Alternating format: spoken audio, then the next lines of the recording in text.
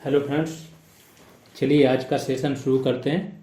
ये actually class नहीं है, एक सेशन है जो स्पेशली उन लोगों के लिए बनाया गया है जिन स्टूडेंट्स का आपका बंद दरोगा मेंस के लिए क्या शॉर्ट लिस्ट में नाम नहीं आया है ना।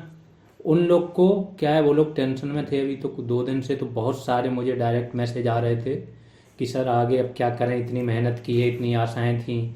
कई लोग ऐसे हैं जिनकी एज हो गई थी, आखिरी आशा इसी एग्ज़ाम से थी। इस तरीके से बहुत निराशा का भाव था 1-2 दिन से स्टूडेंट्स में।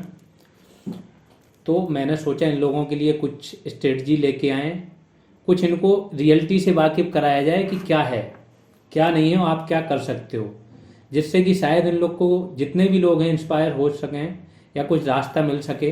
तो आगे मुझे लगता है कि कोई भी चीज़ बहुत ज़्यादा दूर नहीं होती है, 6 मंथ्स दूर होती है आपसे कोई भी चीज़। अगर आपने आज सोचा, 6 महीने की आपने रणनीति बना ली और उस हिसाब से चल दिए तो वो चीज़ मिल जाएगी। हो सकता है उससे बहुत ज़्यादा बेटर चीज़ भी मिल जाए।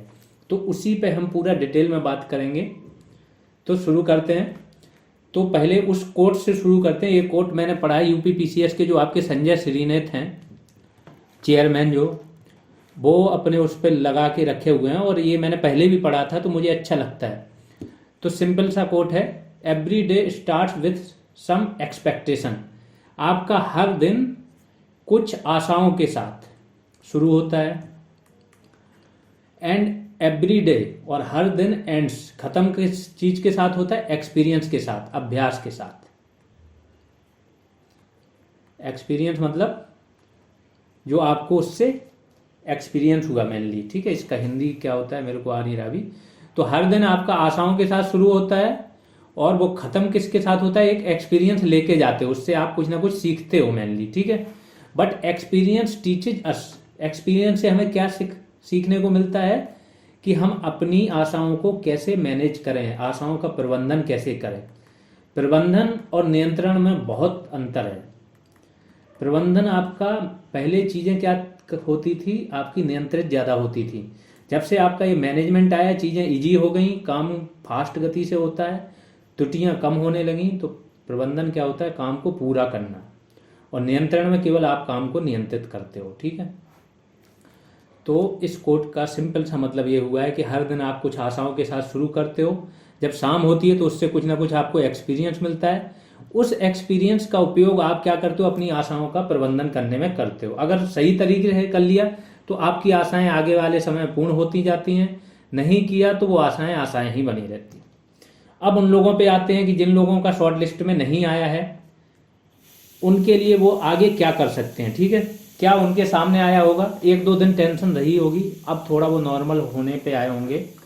तो what some people use to do, usually लोग क्या करते हैं, जो 60 से 70% लोग हैं वो क्या करने लगते हैं, उस पे आते हैं। और ये हार्श रियलिटी है एकदम, कि कुछ डेज खराब करेंगे अपने इस चक्कर में, क्योंकि अभी आसपास कोई एग्जाम नहीं है, इस गम में खराब करेंगे कि अब क्या करें, कुछ नहीं करने को बचा ये वो।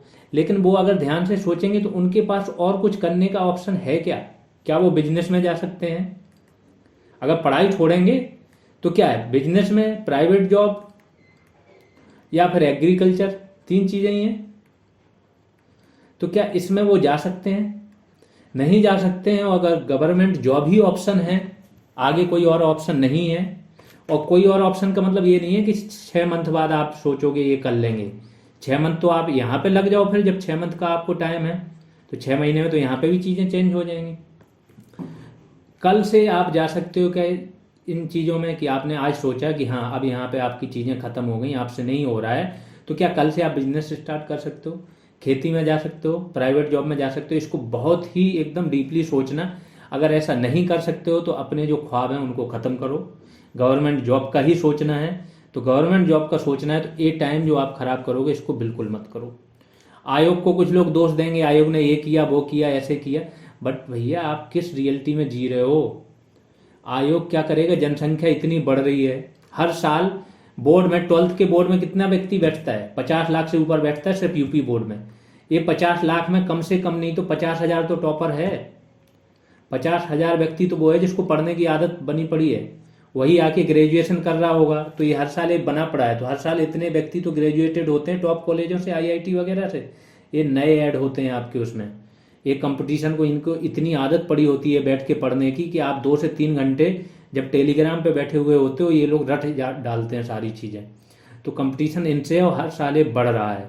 तो आयोग वगैरह किसी को, क्योंकि यहाँ तो लिमिटेड सीटें हैं, इनको दोष देने से कोई फायदा है नहीं। ठीक है, आगे आएंगे ये सारी चीज़ों में करेंगे, पहले 1 बाय 1 चलते हैं। कुछ लोग आंदोलन वगैरह का भी सोचेंगे कि आंदोलन करते हैं, इसमें क्या करेंगे, आपका सिर्फ टाइम खराब करोगे। अगर सच में लग रहा है कि हर साल यूपी SSC, हाँ मुझे भी लगता है ये चीज़ जो कमज़ोर स्टूडेंट्स हैं उनको एकदम बाहर कर दे रही है, ये मुझे भी लगता है। क्योंकि जो लोगों का आइडिया लग चुका है, जो पढ़ के बैठे हुए हैं, जिनको बहुत सारी चीज़ें ऑलरेडी रटी हुई हैं, याद हैं, वो क्या करते हैं 80 नंबर तो उनके फिक्स होते हैं पहले से। 80% मार्क्स तो 10 से 20% के लिए और वो थोड़ी मेहनत और करते हैं तो 85-90 तक चले जाते हैं। अब जो व्यक्ति थोड़ा कमज़ोर है वो 70 बड़ी मुश्किल से जाता है, ये 80 पहले से ही है। तो मौका बार बार हर एग्जाम में इन लोग को मिलना है तो ये खराब चीज़ है, मैं भी इसको मानता हूँ। उन लोगों को ये मौका मिलता है जो सच में वो एग्जाम देना भी नहीं चाहते हैं, जैसे मैं हूँ। अभी मेरा 89 मार्क्स था पिछली बार उसमें पेट में, मार्कशीट मेरी चैनल पे पढ़ी देखना, और नॉर्मलाइज होके ये था 89.30। ठीक है, अब ए मार्क्स हैं तो इसमें अगर 20 सीटें भी निकल रही हैं तब भी मैं शॉर्ट लिस्टेड हूँ। तो कोई भी एग्जाम हो, अगर मैंने फॉर्म डाल दिया, मेरा देने का मूड हो या ना हो, मैं वहाँ पे शॉर्ट लिस्टेड रहूँगा पूरे साल भर। ठीक है, तो इससे क्या होगा, वो स्टूडेंट जो उसमें इंटरेस्टेड है वो बाहर अपने आप हो जाता है। जबकि हो सकता है उस टाइम उसने पढ़ाई कम की हो, पढ़ाई सही है, 1 महीने आप एक्स्ट्रा पढ़ाई कर दो, आप 60 से 80 पहुँच जाओगे। तो उस टाइम उसने गलती से कम पढ़ाई की हो, इसलिए वो साल भर उन एग्जाम से बाहर रहेगा। ये एक गलत प्रक्रिया है, इसको मैं भी मानता हूँ। लेकिन ट्विटर पे, टेलीग्राम पे आंदोलन नहीं होते हैं। अगर आप डेली टाइम खराब कर रहे हो उस पर बैठ के, एक दूसरे का मनोबल बढ़ा रहे हो, सिर्फ फालतू बातें कर रहे हो, तो नहीं। अगर कोई डेट दी गई, कहीं जाके पहुंचना है, प्रदर्शन करना है शांतिपूर्ण तरीके से, आप लोग इकट्ठे हो, बनाओ प्लान। वो 1-2 दिन आप खराब कर सकते हो, लेकिन पर डे अगर आप खराब कर रहे हो, आने वाले 1 महीने तक खराब कर दोगे, तो क्या होगा कि फिर से जो नेक्स्ट एग्जाम आएगा उसमें भी सेम कंडीशन आप फेस कर रहे होगे कि फिर से 2 या 4 नंबर से रह गए। क्योंकि जो पढ़ने वाले हैं वो टाइम अपना खराब नहीं करते हैं। अगर वो करते हैं तो सिर्फ मूड फ्रेश करने के लिए आते हैं, कुछ टाइम के लिए आएंगे, अपना काम करेंगे, फिर निकल लेंगे। तो जो भी कमज़ोर स्टूडेंट हैं या जिन्होंने अभी उस तरीके से पढ़ाई नहीं की, उनको मेरा इतना ही बोलना है, कोई चीज़ करनी है, बड़े पैमाने पर शामिल होना है तो एक बार जाओ, शामिल हो, 2-4 दिन खराब हो जाएंगे, लेकिन शांतिपूर्ण तरीके से करना। अगर नहीं ये चीज़ करनी है, इसमें कुछ नहीं रखा है, तो आप केवल नेक्स्ट एग्जाम की तैयारी करो। अब हार्श रियलिटी क्या है, यही चीज़ जो मैंने लिखी, प्रतिस्पर्धा बहुत ज़्यादा है, रिपीटर स्टूडेंट इतने ज़्यादा हैं कि उनको सब चीज़ पहले से रटी हुई है। यूपी PCS के इंसान है, ठीक है, यूपी PCS में हर साल 6 से 7 हज़ार निकलता है प्री में। अब जो यूपी PCS का प्री निकाल लेता है, उसका GS तो समझ लो कि बहुत अच्छे से हो रखा है। अब 7,000 में 600-700 सेलेक्ट होगा, फाइनल सिलेक्शन तो 400 का ही होना है, 300 से 400 से ज़्यादा सीट नहीं आती, तो फिर ये बच गया। 1 साल का ये है, दूसरे साल का भी रहता है, तो ऐसे कम से कम नहीं तो 20,000 स्टूडेंट्स होते हैं यूपी PCS के जो टॉप क्लास। कुछ तो UPSC लेवल के भी स्टूडेंट होते हैं, कुछ रेलवे SSC के टॉपर्स होते हैं, तो वो मैथ रीजनिंग के। इस प्रकार से मिला के 30,000 स्टूडेंट वो लेके चलो जो हर एग्जाम में बहुत आगे रहता है। ये लोग को ज़्यादा मेहनत नहीं करनी होती है। तो आपकी फाइट इन लोगों से है जो लोग 60 या 70 नंबर वाले हैं, और इनसे आगे जाने के लिए आपको इनसे डबल मेहनत करनी पड़ेगी कुछ महीने तक। तब फिर आप भी इनकी जगह पे बैठोगे और आपके लिए भी यही चीज़ ईजी हो जाएगी। तो रिपीटर स्टूडेंट क्या हैं, बहुत ज़्यादा हैं। कई बोर्ड के टॉपर हैं, कई एग्जाम्स, IIT, नीट, ये सारे टॉपर्स भी बैठते हैं, क्योंकि गवर्नमेंट जॉब अल्टीमेट लोगों को चाहिए ही चाहिए, और हर ईयर नए स्टूडेंट ऐड होते रहते हैं। गवर्नमेंट जॉब्स क्या है, लिमिटेड हो गई हैं, अब बढ़ती नहीं है सीटें, ये ध्यान रखो। जब से ये 1992 का आपका क्या आया है, सुधार आया है, आर्थिक सुधार, तब से नए गवर्नमेंट सेक्टर में बहुत कम चीज़ें लग रही हैं, सब प्राइवेट सेक्टर में हो रहा है। यहाँ तक कि गवर्नमेंट कंपनी जैसे एयर इंडिया है वो चली गई, बहुत सारी प्राइवेट कंपनी, सरकारी कंपनियाँ प्राइवेटाइजेशन हो रहा है, तो गवर्नमेंट जॉब अब बढ़ नहीं रही, कम हो रही हैं। जबकि जनसंख्या कई गुनी स्पीड से बढ़ रही है। जनसंख्या से ज़्यादा चीज़ें वो बढ़ रही, पहले लोग पढ़ते नहीं थे। पहले अगर 10% लोग हायर एजुकेशन में लेते थे, तो पिछले साल का डेटा 30% से ज़्यादा लोग हायर एजुकेशन में इनरोल हुए इंडिया के। अब सोचो 3 गुने ये लोग बढ़ गए हैं जो हायर एजुकेशन में। पहले एजुकेशन अवेलेबल नहीं थी, कोचिंग के लिए जाना पड़ता था बड़े शहर। अब यूट्यूब वगैरह आ गया आपका, सारे ऐप आ गए, ऑनलाइन चैनल्स आ गए, तो अब घर घर बैठे हर व्यक्ति पढ़ रहा है, तो कंपटीशन तो आपका बढ़ेगा ही बढ़ेगा। ठीक है, तो इस प्रकार से आने वाले हर एग्जाम में आपकी कट ऑफ ऊपर जाने ही वाली है। इसके लिए दूसरों को दोष देते रहोगे, गरियाते रहोगे, चैनलों पे एक दूसरे से भिड़ते रहोगे, टेलीग्राम पे सिर्फ अपना लॉस कर रहे हो और सालें बिता रहे हो। आप एक स्ट्रेटजी बना, जो भी करना है उसके प्रति स्ट्रेटजी बनाओ, उसमें लग जाओ। आपको अगर आंदोलन नहीं करने हैं, आप स्ट्रेटजी बनाओ और फुल झोंक दो, 1-2 महीने उसमें झोंक दो पूरा, और अंजाम तक पहुंचा के आओ। कम से कम वहाँ से सीख तो लोगे कि यहाँ से काम हो रहा है हमारा कि नहीं हो रहा। और नहीं तो अगर 50-50 रहोगे कि इधर भी रहें उधर भी रहें, तो नंबर भी 50-50 आएंगे, और 50-50 में काम नहीं चलता, 1 नंबर से तो बाहर हो रहा है इंसान। अब आ जाते हैं, ये सारे मैंने एग्जाम्स लिख दिए कि ये सारे व्यक्ति, अब आजकल क्या हो गया, सारे व्यक्ति हर एग्जाम में जाते हैं, चाहे वो यूपीएससी वाला भी आपका यूपी में बैठता है, आपको नहीं पता। हम जब यहाँ से देखते हैं ना, बहुत सारे ऐसे स्टूडेंट मिलते हैं जो आपके लेखपाल देने गए थे, ये वाले बंदे, यूपीएससी वाले बंदे जो लेखपाल का एग्ज़ाम देने गए थे, मेरी नज़र में कम से कम नहीं तो दिल्ली के बहुत सारे बंदे हैं। यूपी पीसीएस वाली तो पूरी ट्रेन भर के यहाँ से गई थी। तो अब सोचो कंपटीशन किस लेवल का हो रहा है। तो सभी एस्पायरेंट्स एक ही एग्ज़ाम में बैठते हैं, जिससे आपका एक कट ऑफ तो ऊपर जाना ही जाना है। ठीक है, आगे आ जाते हैं। अब आगे आपको क्या करना चाहिए, ये मेन चीज़ है। यहाँ तो आपने समझ लिया होगा कि हर चीज़ टाइम की बर्बादी है। आगे आप क्या करो ये समझ लो। अगर जिन लोगों ने हल्का सा भी फॉलो कर लिया, तो इससे आपका लॉस तो बिल्कुल नहीं है, कुछ ना कुछ फ़ायदा मिलेगा लाइफ में। तो देख लो क्या है कि टाइम बिल्कुल भी आप बर्बाद ना करो। बिल्कुल ये नहीं कि अभी हम बहुत निराश हैं, ये है वो है। मैंने पहले बताया कि वो 3 सेक्टर्स हैं। अगर आप वहाँ जाने का सोच रहे हो कि अब पढ़ाई में मेरा कुछ नहीं रहा, वहाँ चले जाएंगे, सोचो मत, कल से ही शुरू कर दो, बेस्ट रहेगा। और अगर वहाँ जाने का कोई चांस नहीं है, 50-50 हो कि 1 महीने बाद 2 महीने बाद देखेंगे, तो वो 2 महीने यहाँ यूटिलाइज कर लो, बस टाइम ख़राब मत करो। नहीं तो क्या होगा, नेक्स्ट एग्जाम में भी सेम कंडीशन बन जाएगी कि फिर से हम 2 नंबर से 4 नंबर से रह गए। एक बार कोई भी एग्ज़ाम निकालने के लिए एक बार लाइफ में आपको वैसे देने तो होते हैं 10 से 12 महीने, लेकिन वो यूपीएससी वालों के लिए होता है, या यूपी पीसीएस जो हायर लेवल उस पर जाना चाह रहे हैं। चूँकि आपको 50-50% आइडिया तो चीज़ों का है भी, तो वो भी आपका टाइम कम लगना है। ये उन लोगों के लिए जो शुरुआत कर रहे हैं। तो एक बार लाइफ में आपको 3 से 4 महीने फुल्ली सीरियसली देने पड़ेंगे। पर डे 5 से 6 आवर्स देने पड़ेंगे। ये 5 से 6 आवर्स तो दोगे। इसके लिए लाइफ में दिनचर्या आपकी ऐसी होनी चाहिए कि फालतू के काम उसमें ना हो। ये नहीं है कि 4-5 घंटे पढ़ तो लिया, फिर दिन भर लोगों से बतिया रहे हैं, चैट कर रहे हैं, ये वो कर रहे हैं। उससे क्या है, मेंटली अगर आप फ्री नहीं रहोगे तो जो आप पढ़ते हो वो माइंड में नहीं चलता, और माइंड में नहीं चलता तो बार बार रिवीजन की जरूरत पड़ती है। और जब आप पढ़ते हो लेकिन इन्वॉल्वमेंट कम पढ़ो, लेकिन इन्वॉल्वमेंट कम कर दो अपना, तो वही चीज़ें चलेंगी जो आपने पढ़ी हुई हैं, इससे लॉन्ग टाइम के लिए याद हो जाती हैं। अब लोग बोलेंगे 3 से 4 महीने का पेशेंस कौन रखे, इतनी उम्र हो गई है, 6 साल से परीक्षा दे रहे हैं, ये वो। आपको 3 से 4 महीने का पेशेंस नहीं रखना है। इसका बहुत एक्सपीरियंस के साथ बता रहा हूँ, मैं वही चीज़ें बोलता हूँ जो मैंने खुद लाइफ में अपनाई हुई हूँ, खुद अपने ऊपर प्रयोग करता हूँ, तब आप लोग को बताता हूँ। और वो इतनी ज़्यादा वर्केबल होती हैं कि आप करके तो देखो हर एक चीज़। तो स्टार्टिंग में आप केवल 10 दिन दे दो, 10 दिन एक दिनचर्या बनाओ पर डे, उसको फॉलो कर लो। फिर आप देखना कि खुद से चेंज लगने लगेगा। 1 महीने में इतना डिफरेंस क्रिएट हो जाएगा कि हो सकता है ये बंद दरोगा वाले फाइनल सिलेक्शन लें, बंद दरोगा में आप यहाँ पे बढ़ा कर जाओ। हो सकता है यूपी पीसीएस आप निकाल के ले जाओ, या आरओ निकाल के ले जाओ। ये बहुत पॉसिबिलिटी है, क्योंकि बहुत बड़ा सिलेबस है नहीं किसी चीज़ का, और बहुत टफ कोई चीज़ें हैं नहीं। तो स्टार्टिंग में 10 दिन दो, 10 दिन में आपका एक फ्लो बन जाएगा, तो मोटिवेशन खुद से ही मिलने लगेगा। जब समझ में आने लगेंगी चीज़ें, याद होने लगेंगी, तो किसी और मोटिवेशन की ज़रूरत नहीं है। मैक्सिमम एग्ज़ाम जो आपके हैं वो क्या है, जीएस ओरिएंटेड हैं।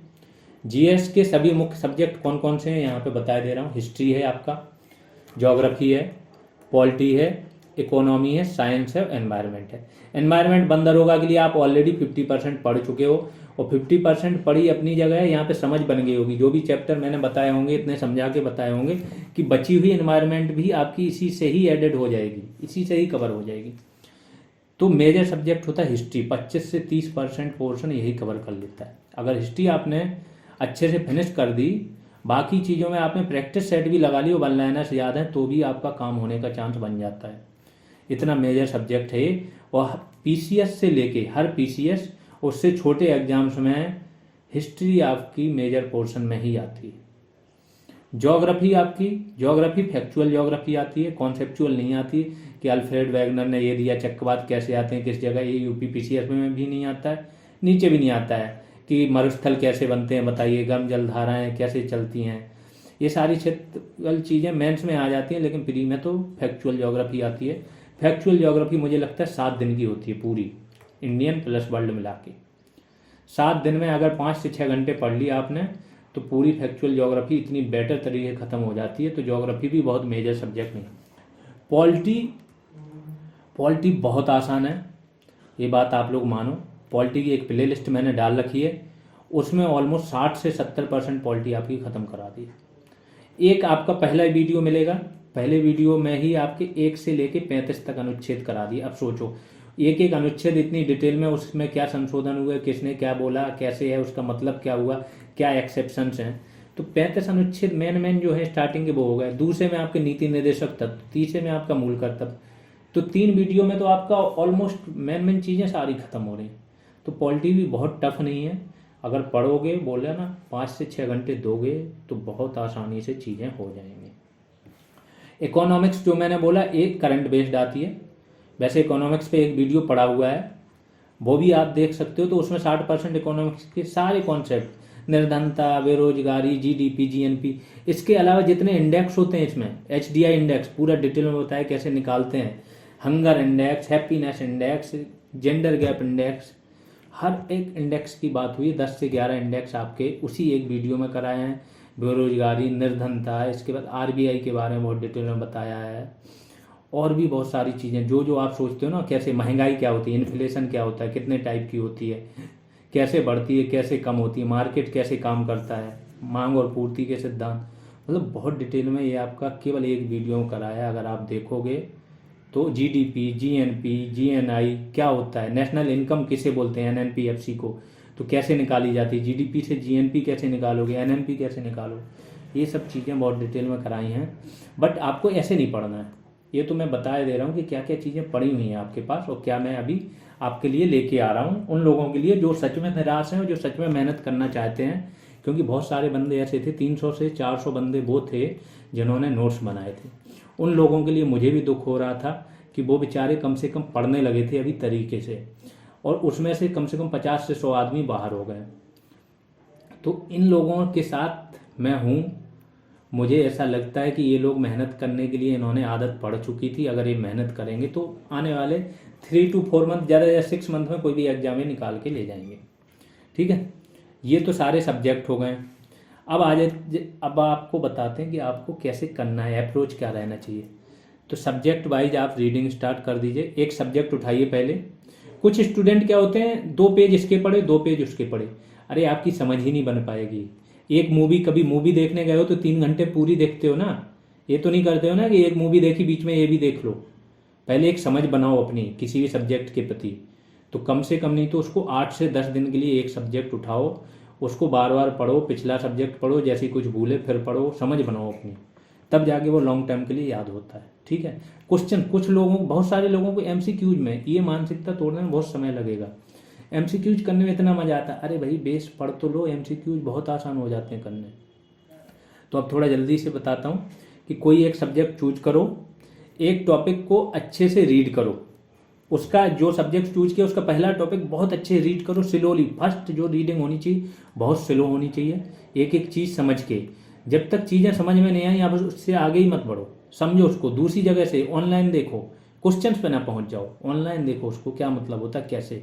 नहीं समझ में आ रही फिर आप ग्रुप में डाल दो, मैं बता दूंगा, समझा दूंगा। ठीक, फिर एक बार रीडिंग कर ली, दूसरी बार फिर से रीडिंग करो। जैसे एक रीडिंग खत्म हो और दूसरी बार रीडिंग करते करते आप नोट्स बना लो। दूसरी बार जब रीडिंग करोगे आपको पता लग जाएगा कि हमें इसमें क्या ऐड करना है क्या नहीं। नेक्स्ट डे, अब एक दिन का, पहले दिन का आपका काम खत्म हो गया। नेक्स्ट डे क्या होगा, जो आपने पढ़ा है सुबह में उसको रिवाइज कर लो, जो कल आपने लिखा हुआ है खासतौर से जो नोट्स बनाया है, तो उस नोट से आप रिवाइज करो। दूसरी चीज, फिर सेकंड टॉपिक उठाओ, सेकंड टॉपिक को रीड करो और फिर से नोट्स बनाओ। तो ये प्रोसेस पूरा 3 चीजें चलनी है, पढ़ो, फिर दूसरा नोट बनाओ और तीसरा अगले दिन रिवीजन करो। अगले दिन फिर से पढ़ो, नोट बनाओ, फिर अगले दिन उसका रिवीजन करो। ऐसे करते चले जाओ। एक सब्जेक्ट फिनिश हो जाए तो दूसरे पे आ जाओ। डेली आप उतना ही टारगेट बनाएं जितना आप रेगुलर कर सको, कम से कम नहीं तो 15 दिन तक रेगुलर फॉलो कर सको बिना एक दिन के गैप के, तभी वो टारगेट बनाए। ये नहीं कुछ लोग एक दिन का बना लेते हैं, 20 पेज पढ़ लिया, अगले दिन 2 पेज नहीं पढ़े, वो भी नहीं होना चाहिए। आप 10 पेजेज का ही बनाओ, लेकिन ऐसा बनाओ कि रेगुलर फॉलो हो पाए। अब जीएस रिवॉल्यूशन पे चैनल पे वो स्टूडेंट्स थे जो यहाँ पे आए थे और बेचारे उनका नहीं हुआ शॉर्ट लिस्ट में, तो बहुत सारे बंदों ने मुझे डीएम किए थे। उनमें से 20 या 25 बंदों का तो हमने एक ग्रुप बना दिया व्हाट्सएप पे, उनको कंटेंट भी प्रोवाइड करा दिया। वो अपना रीडिंग भी, सबसे बड़ी चीज़ है उनका डेडिकेशन लेवल इतना हाई हो गया है कि उन्होंने, कल मैंने मॉडर्न हिस्ट्री का एक हैंड रिटन नोट दिया था उनको, वो यूपी पीसीएस लेवल का है, प्री प्लस मेंस का, 180 पेजेज का। और आप लोग विश्वास नहीं मानेंगे, 10 से 15 पेज हर व्यक्ति बोल रहा था कि सर मैंने ख़त्म कर लिए, नोट्स भी बना लिए। अब इस स्पीड से वो चलेंगे 1 महीने में, देखो वो तो बाकी लोगों को भी पीछे छोड़ देंगे। अगर ये लोग तरीके से चले तो जो यूपी पीसीएस का प्रीलिम्स निकाल के मेंस देते हैं ना, इन लोग से आगे कर दूंगा इन लोगों को 2.5 महीने में, ये बात मान के चलो, ठीक है। अब कैसे शुरुआत करोगे आप? इतिहास से आप शुरू करो, क्योंकि मेजर पोर्शन इतिहास का ही आता है हर एग्जाम में। मॉडर्न हिस्ट्री जो है आपकी, उसकी पीडीएफ मैंने डाल दी है जैसा कि अभी बताया।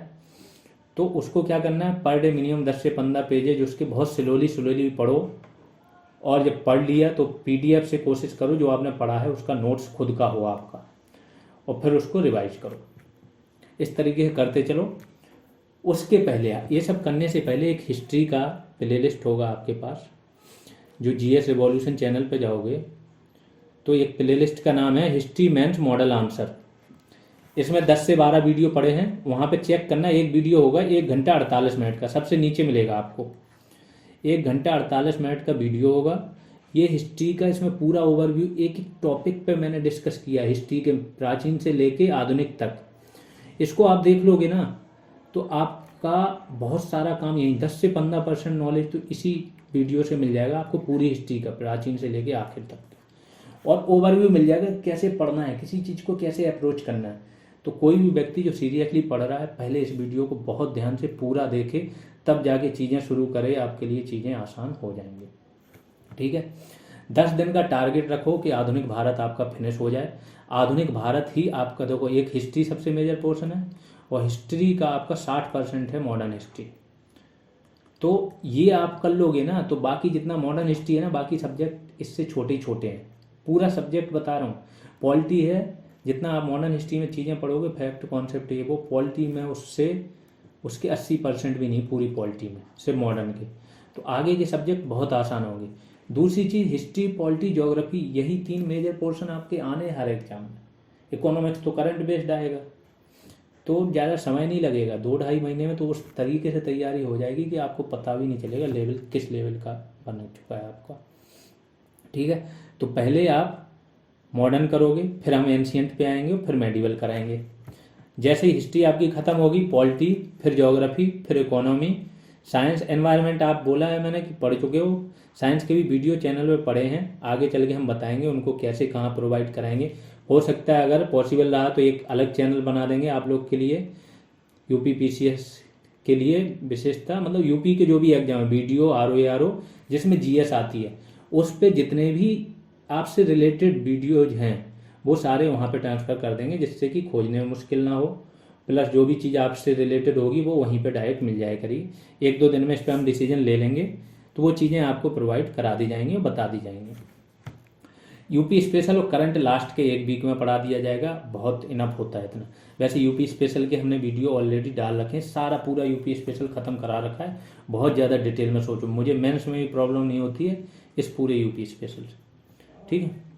10 दिन के बाद हमारा टारगेट क्या है कि जो व्हाट्सएप ग्रुप है उसमें 26 या 27 मेंबर अभी हो चुके हैं। हम उन्हीं को ही जोड़ रहे हैं जो मेहनती हैं, जो मेहनत सच में करना चाहते हैं, नोट्स बना लेते हैं, उनको ही जोड़ेंगे आगे भी।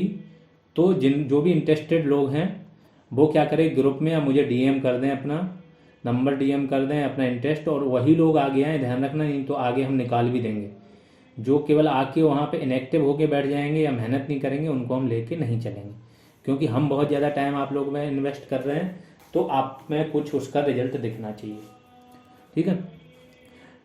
अब आगे कल चल के हम अगर 100 मेंबर उसमें हमने जोड़ लिए, तो हम क्या करेंगे कि आधा आधा टॉपिक एक एक मेंबर को दे दिया, तो 50 टॉपिक बट गए। 50 टॉपिक पे उनको हमने कंटेंट प्रोवाइड करा दिया, बुक्स प्रोवाइड करा दी, बता दी इस सोर्स से आपको कंटेंट बनाना है उस टॉपिक का, आधे टॉपिक का। कोई भी चीज़ बचे ना उस फॉर्मेट में हो कि जो प्री और मेंस दोनों कवर करें, वो सारी चीज़ें हम उसको पहले समझा देंगे। अब सोचो 100 स्टूडेंटों ने बनाया, 50 टॉपिक कंप्लीट किए, तो 50 से ज़्यादा टॉपिक ना आपके हिस्ट्री में, ना ज्योग्राफी, ना पॉलिटी। तो ये पूरा 2 दिन में, 2 दिन का समय दिया, तो पूरा एक सब्जेक्ट 2 दिन में स्टूडेंट कवर कर देंगे। उनकी सबकी PDF एक दूसरे में डिस्ट्रीब्यूट कर देंगे, वो आपका सब्जेक्ट ख़त्म, बस रिवाइज करते रहो। इस तरीके से चीज़ें चलेंगी। और हमारा बड़े पैमाने पे, बड़े लेवल पे प्लान है। हमारा प्लान है कि आने वाले 2 से 2.5 महीने जो भी आपका एग्ज़ाम आए, चाहे वीडियो आए, चाहे आपका PCS आए, चाहे ROE आपका बहुत अच्छे मार्जिन से क्लियर हो। बाद में क्या करेंगे, जो आप कंटेंट बनाओगे उस पर हम एक क्लास बना दिया करेंगे, पूरे 2 या 3 भाग में डिवाइड करके। अब 2-3 क्लास में कैसे होगा या ज़्यादा क्लास में, वो देखेंगे कि कितना कंटेंट आप लोग एब्जॉर्ब कर सकते हो उस हिसाब से। बाकी ये वीडियो जो मैंने बताया प्लेलिस्ट का, वो देख लोगे तो आपको भी समझ में आ जाएगा कि मुझे कितना टाइम लगने वाला है आपको एक सब्जेक्ट ख़त्म कराने। 3 डेज तक जैसे ही आपका एक सब्जेक्ट ख़त्म होगा, उसके फिर बाद 2 से 3 दिन आपके क्वेश्चन प्रैक्टिस कराएंगे मेनली। अभी क्या है, मैं बंदरोगा में लगा हुआ हूँ, तो अभी आप लोग से काम करा रहा हूँ। जब यहाँ से फ्री हूँगा, पूरा टाइम दे दूंगा, तो दिन रात आप लोग से ही मेहनत करानी है, फिर प्रैक्टिस, क्वेश्चन, ये वो सारे काम कराएंगे। आपके एग्ज़ाम के पहले तक सारे सब्जेक्ट कवर करने की हमारी कोशिश होगी। एग्ज़ाम के 7 दिन पहले क्या करेंगे, हम करंट और स्पेशल पोर्शन देखेंगे, कोई भी एग्ज़ाम आए आपका, और कुछ प्रैक्टिस कराएंगे। आगे बहुत सारे प्लान्स और ऐड होंगे, जैसे सिचुएशंस आएंगे, जैसे एग्जाम्स आएंगे, जैसे लोगों की समझ बनती जाएगी, उस हिसाब से हम नई चीज़ें ऐड करते रहेंगे। इसलिए आप लोग के लिए मेहनत करते रहो। नेक्स्ट 1 मंथ आपके लिए गेम चेंजर साबित होगा। जो लोग लगे रहेंगे, जो टाइम बर्बाद कर देंगे, अगर किसी ने सोचो 5 दिन तक इधर उधर चीज़ों में टाइम बर्बाद कर दिए, तो बाकी लोगों का आधा मॉडर्न इंडिया ख़त्म हो गया होगा। अब करते रहो आप टाइम बर्बाद, दूसरों का क्या ले जाओगे, अपना ही लॉस कर रहे हो। तो यही चीज़ है। जो लोग ग्रुप हमने यूपी PCS के लिए बना दिया है, यूपी PCS, ROE ठीक है, ROE और वीडियो, इसके लिए एक ग्रुप हमने टेलीग्राम पे बना दिया, उसकी लिंक इस डिस्क्रिप्शन में मिल जाएगी।